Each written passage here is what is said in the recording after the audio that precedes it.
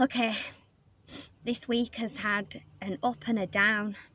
My friend Tanya was on the BBC News. She looked like a queen with her invisible crown.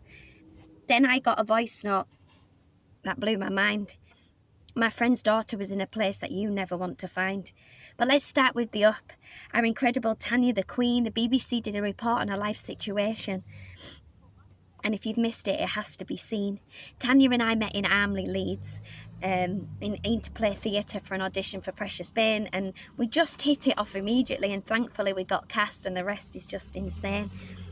I've wrote a sonnet about her before because she just blows my mind. The voice of an angel. She's beautiful, talented and kind. The first time I heard her sing She Moved Through the Fair, I cried. That was raw and beautiful. But her voice has now been denied. She got cancer of the throat, and I'm sorry, I can't pronounce its name, but she had to have her voice box removed, and the cancer is to blame. But our Tanya encompasses strength. She was born to fight. She's got that fire in her belly, and I adore her with all of my might. Selfishly, I was nervous to hear her new voice, and if I was scared, she had to deal with it. She had no choice. But hand on my heart, I could hear the old Tanya when she spoke, even though she apologised that it was just a croak. Our Tanya, though, she is resilient to things that are thrown her way. And if you think losing her voice is going to stop our Tanya having her say, she's joined a choir. She went to London without saying to sing on stage. If you were to write cancer victim, she has just ripped up that page. But with every up, there must come a down, and I'm sorry if I get a bit tearful and speak with a frown. Another young, beautiful woman, again from Armley, and again I met her at Interplay. She would come and support her father Jules in plays we did, and one day she got in touch. I think she'd heard my sonnet about mental health, where I speak about how my honesty is my wealth.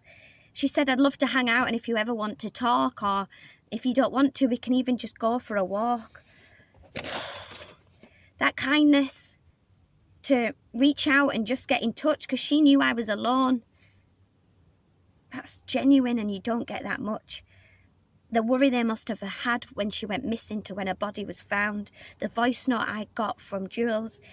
It was a broken father, and I'll never forget that sound.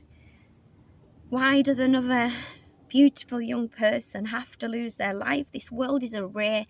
It's full of hardship and strife. I think the city of Leeds needs help, and it needs more, because when I got ill there, I had to go back to Barrow. They didn't ignore. Armley. You are beautiful, and you produce beautiful people. I've known you for maybe more than 10 years. I liked living there. It was familiar, it was safe, but it was hard. I used to see poverty and be in tears. And I think when I lived there, I wish I'd taught more, because there's such a sense of community, and that you can't ignore. They've opened up the church, Chloe, to pray for your life. You were the pillar of the community. You were more than a mother and a wife. Because quite a few of us, I think, have got to that place where you feel like you're struggling to cope, and this life you just can't face. They tell you to talk, to open up, to tell us what's up with the life that you live. But sometimes talking, you lose friends and family and partners, because that talking they can't deal with. Who knows what was going on in your head as you lay awake, lying in your bed. It's so sad, so sad. A beautiful young woman has to leave this life early and go.